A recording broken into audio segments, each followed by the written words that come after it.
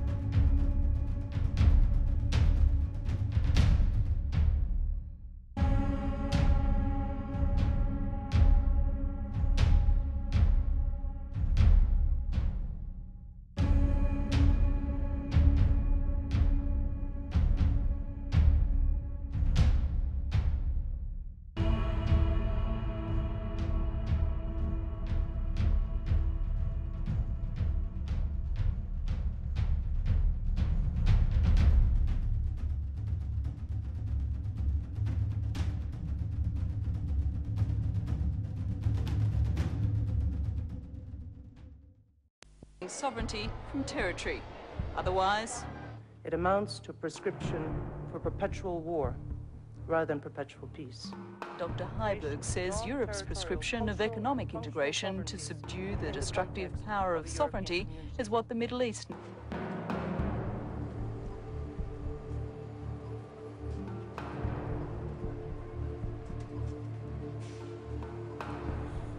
Wer viel ist, der merkt, wie alle westlichen Industrieländern unter Zwang stehen, multikulturell zu werden. Und man darf sich noch zu Recht fragen, warum das so ist. Wir hier in Australien sagen unseren Politikern, müssen uns völlig mit Asien integrieren. Wir müssen asiatisch werden. Unsere Politiker erzählen uns auch, die Welt kann nur in Frieden zusammenleben, wenn wir alle bunt durcheinander gemischt werden.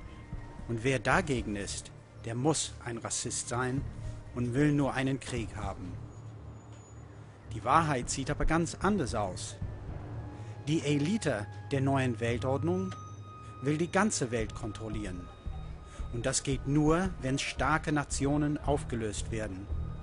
Wenn nationale Stolz und nationale Gefühle nicht mehr existieren. Wenn alle Grenzen fallen und die ganze Macht bei einer Zentralregierung liegt.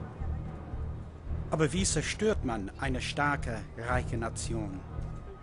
Man beginnt damit, die öffentliche Infrastruktur sowie die Wasserwerke, die Stromwerke, Staudämme, Gefängnisse, Krankenhäuser, Fluggesellschaften und so weiter ans Ausland zu verkaufen oder zu privatisieren, wie es inzwischen so schön heißt. So kann die Elite solche Industrien viel leichter und besser übernehmen und kontrollieren, als wenn sie alle in der öffentlichen Hand bleiben.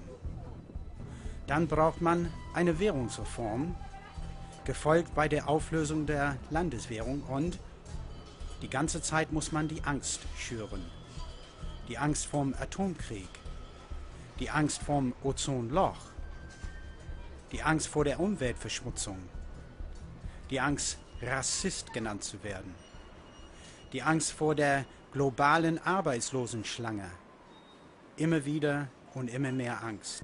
And there is very grave danger that an announced need for increased security will be seized upon by those anxious to expand its meaning to the very limits of official censorship and concealment. That I do not intend to permit to the extent that it's in my control.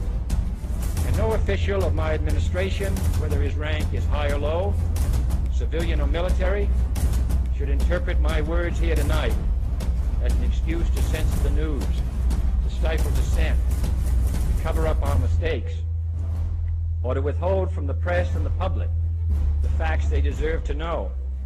For we are opposed around the world by a monolithic and ruthless conspiracy that relies primarily on covert means for expanding its sphere of influence, on infiltration instead of invasion, on subversion instead of elections, on intimidation instead of free choice, on guerrillas by night instead of armies by day.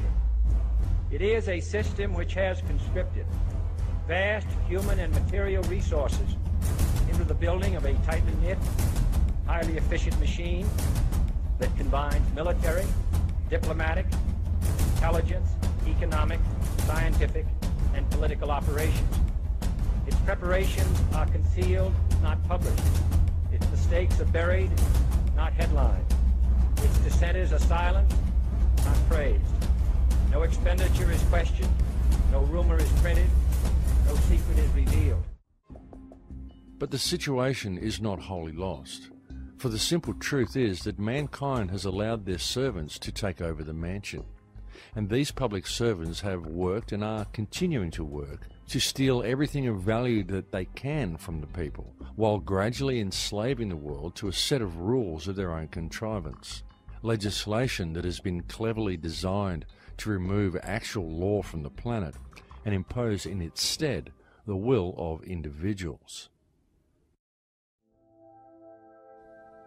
When one puts all the pieces of the puzzle together on the table, the chemtrails, the HAARP arrays that are appearing all over the planet, the promotion of wireless technology, the smart meters, the introduction of repressive legislation such as Codex Alimentarius, the mandatory use of Monsanto genetically modified food, the destruction of the water table, the introduction of brain-inhibiting toxins such as fluoride into people's diets, it becomes quite evident that The ruling factions on this planet are actively engaged in the genetic modification of all life on this planet in order to further the transhumanist agenda.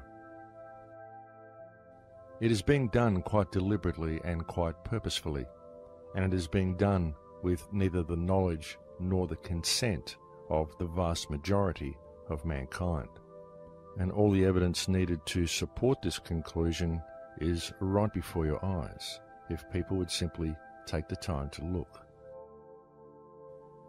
The truth is that everything we are facing is visible in plain sight, and so is its inevitable conclusion. It's just that people tend to focus on their own little symptom and never step back to view the entire structure of our world holistically, and thus our response to the problem is compartmentalized, essentially rendering it ineffective. And this is all done by design, because in addressing their respective symptoms, people are trained to believe they have to work within the parameters of the system, rather than addressing the actual root of the problem.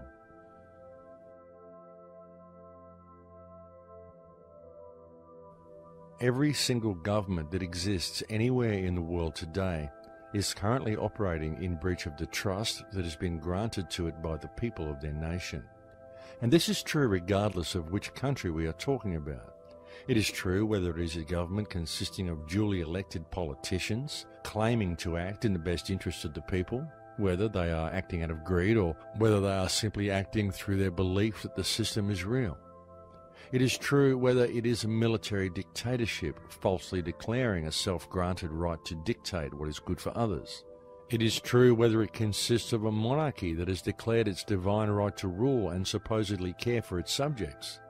Because the reality is that every single government or ruling body in the world today is abusing the power granted to it by the people of the nation it governs. Exhibit A, the Earth.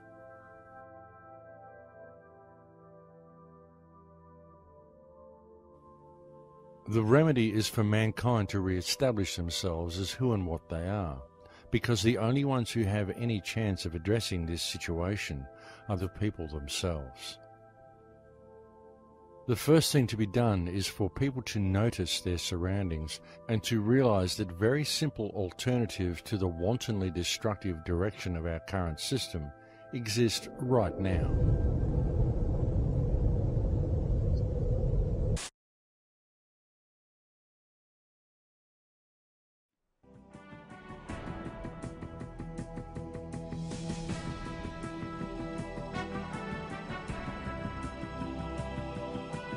Sie denken, sie haben einen angenehmen Lebensstil und sie fürchten sich vor einer Veränderung.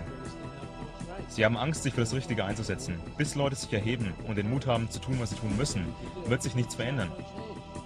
Hoffentlich wird das, was du tust, das, was ich und andere tun, die Veränderung herbeiführen, damit Leute sich erheben und sagen, hey, mir reicht's.